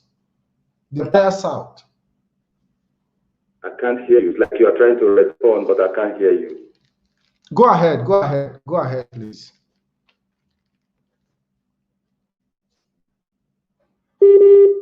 I think he's having network issues. I'm watching you on my TV, but I put it on hold. I put the TV on hold. On silent. But then I'm trying to listen to you on the phone, but I can't hear you. Okay, go ahead. I'm listening. Biafrans are listening. Everybody's listening to you. Go ahead now and round up your contribution, please. Thank you very much, Master Patrick. So let me just round up. What I'm going to say is this. If they are serious about what they are doing, which we know they are not, they should begin first by releasing all IPOB family members that have been arrested in the so-called South. Because as I'm talking to you in Delta State, there is a threat to IPOB family members in Delta State that if anything that is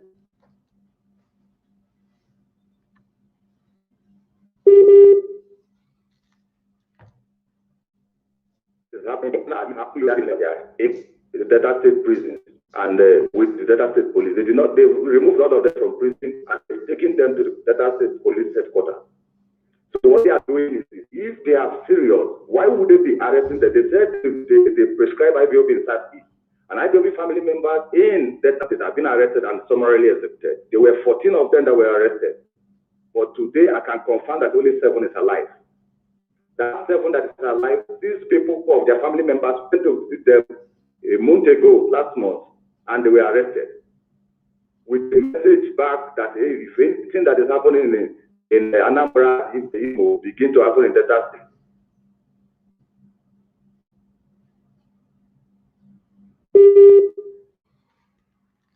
The network is bad. The network is bad. We appreciate that contribution that some IPOB members were arrested in Delta State, and I believe that the legal team should also be able to look into that effectively. Hello, caller. Welcome to the program. Hello. Yeah, caller. Welcome to the program. Good evening. Hello. Good evening. Welcome to the program. Good evening, sir. Hello.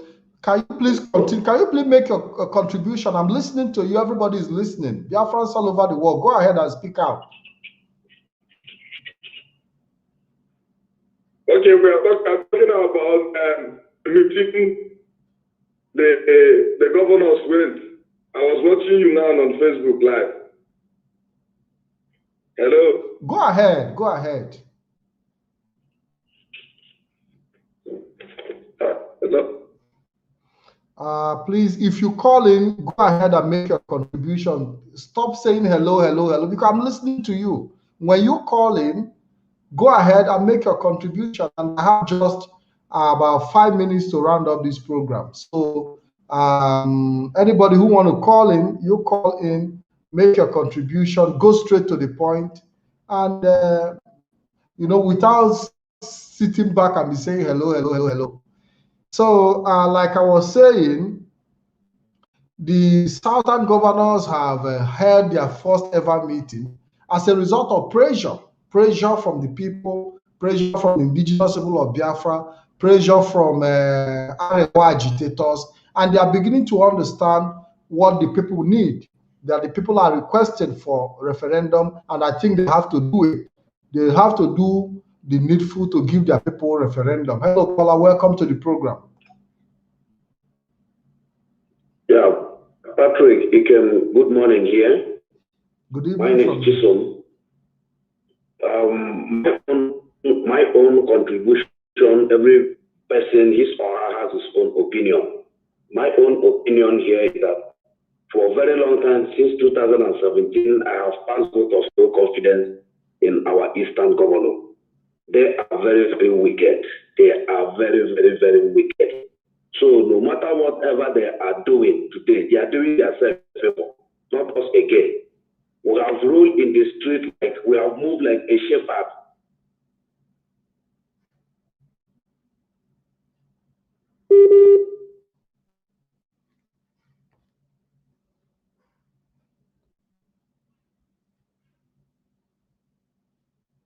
I think he's having this same network issue.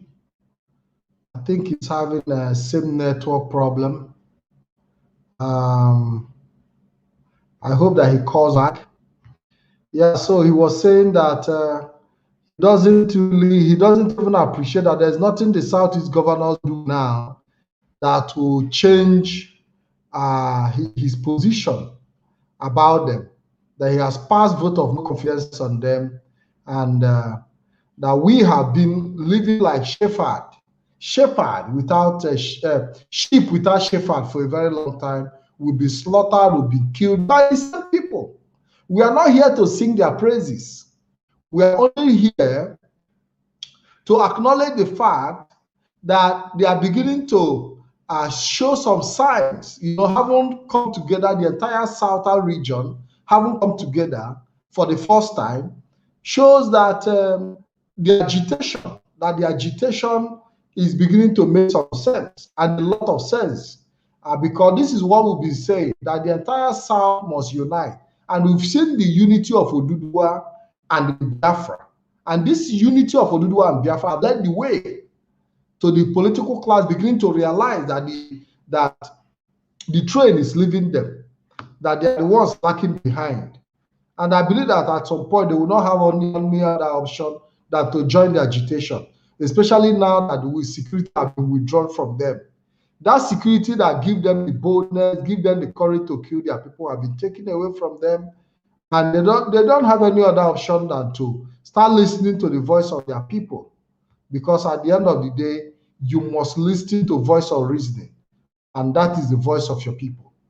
So I want to take the last caller.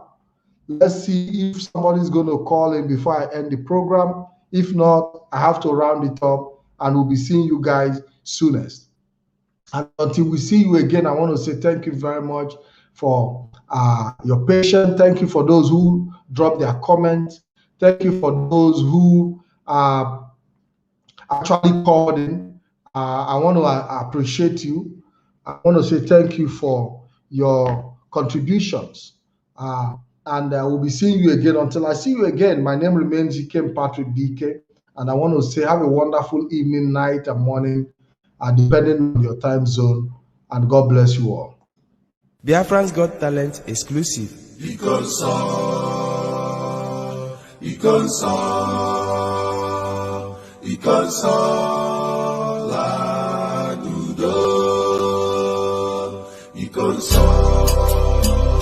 As we continue to mourn the very great and talented Console, which means the chalice of God, the Holy Grail himself.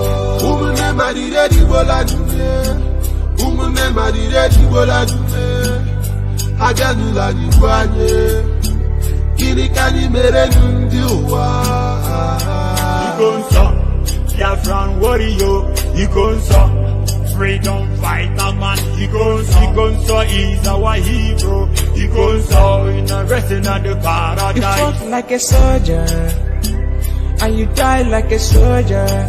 You never betrayed our motherland, your legacy lives on. You are a gallant soldier, a fervent soldier, benevolent soldier. My brother, you will live on. Because you will live on. Because you are a hero. Because what you never had it. Never needed for us. Because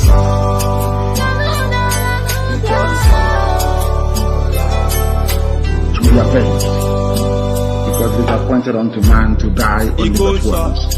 It is the way you die that matters.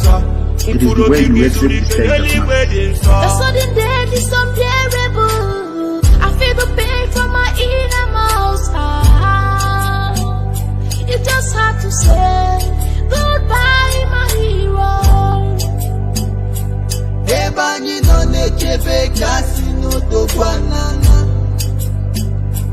You left us, but you leave us. No bogo, ante wala Biafra. Njinji jeji, ala juroyi. Iya inurta, ESN commander. Umunde rarayanye, konsamwala. You are reborn, you offended nobody, but they choose to keep you. You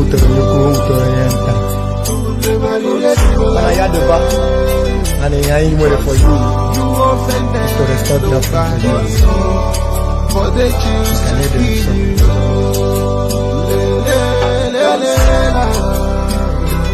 We revenge them. There will be no mercy. There will be no mercy, I'm telling you that because none. Let that heaven fall. That you all perish, according to the will and the wish of the Most High in the evening. Because your death will be remembered.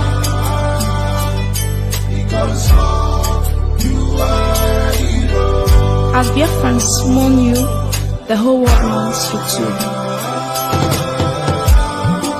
It truly pains my heart that you are no more. You are a hero.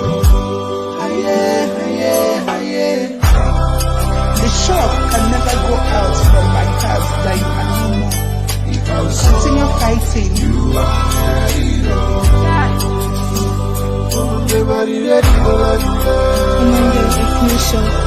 Your sacrifices will never be forgotten. We will get there and reincarnate soon. And the consul will be avenged without apologies to any idiot wherever in the world. And work is ongoing to that effect, and we're not going to stop until the heads are complete. 2,000 of them.